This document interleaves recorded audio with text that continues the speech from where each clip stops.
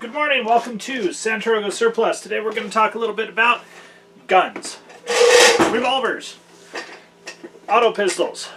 Everything on this table has been cleared in advance. Everything is empty. I've checked everything multiple times. There's no ammunition on the table, so we're good, alright? Can I move forward with this now without everyone complaining? Alright, this is a revolver. This one's actually a Taurus, in fact. This is a Model 82, which I think is probably the best thing they ever did. It's a pre-lock, so if you had to get a lock version, I would suggest you just remove the lock, because I have seen them jam on the range. This is an older one from the late 80s, and the Model 82 specifically is probably the best design they've done. It's roughly equivalent to a Smith & Wesson Model 10 in terms of what it is. You know, it tends to be fixed sights, moderate barrel, 38 special, 6-shot, medium frame, and it does the job. It is what a revolver... This is to a revolver what the 30-30 is to a hunting rifle, okay? Every company makes a lever-action 30-30. Every company makes a decent 38 special medium frame revolver. The difference is that some are better than others. In this particular case, for the money, Taurus is hard to beat. You know, I'll get a Smith & Wesson if you like it better. Right now, Smith & Wesson Model 10 and 14s can be fairly inexpensive if you look at older used ones. But why are we talking about revolvers? This holds 12 rounds, nominally, 10 rounds with the small magazine, 15 rounds with the large magazine. 9mm, it's small. It's actually smaller than a 5-shot Ruger SP101. And this is a very good gun. This is a Sig Sauer P365. This is probably the best subcompact 9mm auto pistol available on the market right now. These things are amazing, and the aftermarket is also amazing. You know, I carry one with a light and a red dot and everything, and it's pretty cool. I also, however, tend to carry revolvers quite often. There are a couple of reasons why I carry a revolver. One is for shooting. I like having my brass easy to collect. There are situations in the current socio-political climate where having your brass not be found on the street might be an advantage. I would suggest that everyone consider some things about revolvers in light of keeping control of your brass, keeping control of everything that you went to a scene with. You know, and that could be hunting, that could just be backpacking, it doesn't have to be anything nefarious or defensive. So, there's that. There's also the aspect that quite a lot of the time, if you have a revolver in almost any caliber, ammunition is going to be easier to find during a panic. Right now, I know of 4 stores in the Reno area that have shelves, boxes, cases of 41 Magnum. If you have a 41 Magnum revolver, you can shoot for the next couple of years. You know, it's retail price. It's not super cheap, but it's available. 38 special definitely lasted longer on the shelves than 9mm. You had an advantage in terms of the panic purchase as far as that goes. 44 special on 45 Colt I have seen come in and last for a couple of days on the shelf at Scheels, for example. 44 Magnum also, but the 44 Magnum pricing was a little odd. I don't know why the Remington 20-round box of general purpose, just, you know, green and white box was more expensive than the Hornady self-defense, critical defense ammunition. But whatever. .44 is one of those things where reloading makes a lot of economic sense. So there's a reason to have the revolver. There are reasons to practice with a revolver in general terms, and one of them is just that ability to trigger control. Okay, that double action trigger control.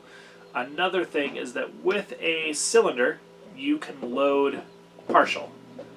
And you can tune yourself in terms of, do you have a flinch, train out of a flinch, train your trigger press to be consistent whether there's something in the chamber or not. Okay? It's a distinct advantage to revolvers for training.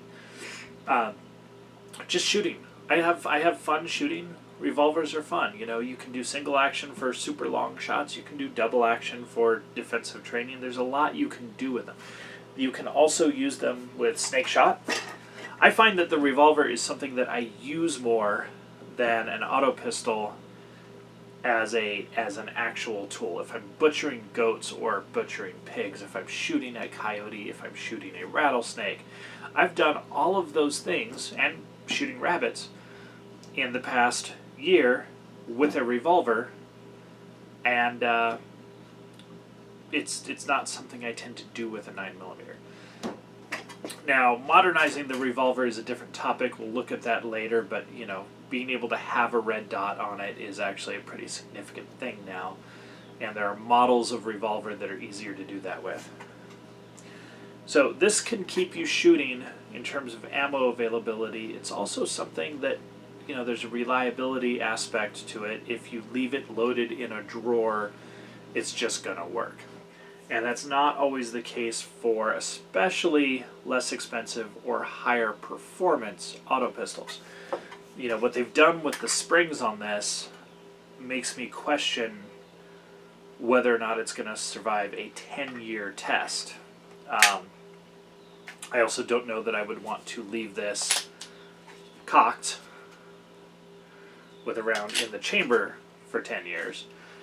But I know that I would have no problems in the right environment, provided it wasn't getting corroded or something, doing the same thing with a revolver. So, there's always a reason to have a revolver. And there's a couple potential reasons right now that we should think about, like keeping control of your brass, whether it's for reloading or policing your area. Availability of ammunition, tunability of ammunition. You can reload 38 Special a lot cheaper than you can reload 9mm in a lot of cases, just because you don't have to. You can use lighter bullets, less powder. You have options. We're also going to talk now about a specific type of single action revolver. I don't mind single action revolvers. I think they're fun. Their cowboy action guys can show you some techniques about how to shoot them quickly, and you can shoot them really fast, okay? Some of those guys, they can really, really pound out the ammo. But this is a Remington New Army, what they call a Remington 1858 pattern, cap and ball revolver. 44 caliber, which is actually 45. We'll talk about that in a moment. This is the Ruger Old Army. This is the best cap and ball revolver ever made, but it is not a historical revolver. If that is your game, if that is your thing, if you need historical accuracy, this is not it. This is, however, basically, in terms of trigger and build quality, this is a Super Blackhawk, but it's different. Okay, it's Super Blackhawk, but it's not. We're going to talk about these for a moment, because one of the things that I do think about with revolvers is keeping shooting during a crisis or a pandemic or a slowdown or whatever supply situation we have. Right now it's very difficult to find primers to reload your own ammunition. However, I have bought number 11 caps at 3 stores in the past 2 weeks, and they seem to show up. They seem to still be available. Lead ball is always easy to find. That's the other thing about the Ruger Old Army is you can actually dry fire this. That's the way it's tuned. With cap and ball, you usually don't want to dry fire. So, the Old Army you can. The powder's usually pretty easy to find. You don't use smokeless powder in black powder revolvers. There are people who have experimented with pressure curves and figured out ways to accomplish that with certain types of packing, and you just don't want to mess with it. There's one exception, and that's from North American Arms, and you'll never find one on the shelves, so I'm not even going to talk about it right now. I do have a couple of them. We'll talk about them in other videos for other purposes. Cap and ball revolver, not a firearm. No FFL required. There's a couple states where the local state government has a different opinion about that, but that's the local state government. These are pretty easy to use. You load them internally. You put some powder, put it on half cock, put some powder in, put your grease cookie, a wadding, and then your ball in, and then you just ram it home like that, and then you do the next one. They are a lot of fun to shoot. They're a little bit of a pain to clean, but that's really all there is to it.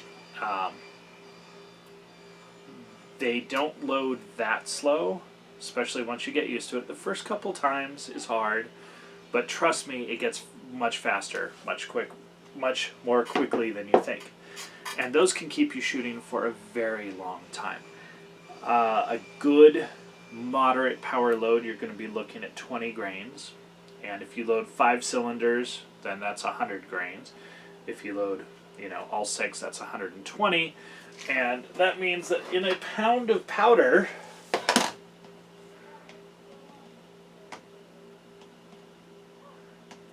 you'll get about 60, 55 to 60, depends on some things, cylinders out of the gun. That's $20 for a pound of powder. And that's going to be several boxes of your number 11 primers, your caps that you put on. And that leads to the other one potential issue. Cleaning is a thing, and it's not that big a deal. You just have to scrub a little. I live in a place with very alkaline water, so I can't actually use the hot soapy water method very easily. But you can, pH of 9.5 for your water is pretty brutal. But you can clean up with other methods. There's other powder solutions. Moose milk with distilled water is totally fine to do. They're not hard to clean. It just requires that you actually do it. The caps, number 11 caps, sometimes, depending on the nipples that you have, they won't want to stay on right. There's a couple solutions to that. You can crimp the caps, squeeze them a little bit before you put them on. You can use oxygen tubing, make little thick washers out of oxygen tubing and slide it over the caps. That's actually a really good method if you're going to keep it loaded for a long period of time, like hours or days. If you're going to walk around like in the field hunting or something. You can also get replacement nipples. There's a company called Triso that makes replacement nipples. You don't need to worry about this with the Ruger Old Army because the nipples are just perfectly fine. Make sure that you have backups, replacements at some point. Buying Triso nipples will add cost to your shooting if you do black powder, but you'll find you'll be able to fit the primers much more, your caps, the primer caps, much more easily. That's the only thing that I really have to say that you want to worry about is fitting the caps. And you want to, we're working in an environment where what caps you find, you buy. Just like primers right now. If you see primers on a shelf, almost doesn't matter what they're for, buy them. Okay? So the caps that you find are the ones that you're going to use. So you need to look at the nipples, look at the various methods of retaining the caps. That's the only problem there is with shooting these. And you can shoot a lot with one of these for very little money. And I would kind of suggest you pick one up at this point. The market on these is very, very strong right now. Most distributors are out of stock on these. So if you find one, used gun store, Arms List, Craigslist doesn't let you list them, whatever, you know, reasonable price on Gun Broker, wherever you find one, right now might not be a bad time to have one and to gather the supplies and to start shooting, you know. This can keep you shooting and in practice when you can't find 9mm for less than $1.20 a round. That's all I really got for that. Just some thoughts on revolvers and why you might want to have and use them. In terms of carry, the 5-shot Ruger SP101 is probably my favorite carry revolver ever. I really enjoy the Charter Bulldog, the longer barrel 44 Special, but the truth is that the 357 is slightly more versatile, and if I find a 327, that'll probably be my favorite for all time. I'll get an extra round of capacity, and I have a matching lever action, so that'll be a bonus. That's all I got for you right now. The Ruger Old Army is expensive. If you have the money to put $500, $600, $800 into one, then that's fine. These can be had for anywhere from, you don't want the brass frame, you want the steel frame. It doesn't matter if you get the 1858 with the top strap or if you get the Colt pattern, 1860, 1851. They work the same and they both hold up just fine to use. You don't want a brass frame one if you can avoid it. However, if you're going to shoot moderately light loads, the brass frame ones will last forever if you don't stress them out, and they're cheaper. You know, you can get those for $175. If you look, these you're going to be looking at $225 to $300, and it's ready to go. You know, there's nothing there that's difficult. You just have to put the primer cap on and make sure it fits. That's honestly the hardest part of the entire thing. That's all I got for you. Stay shooting, keep shooting, shoot more, and hopefully revolvers will help you do that.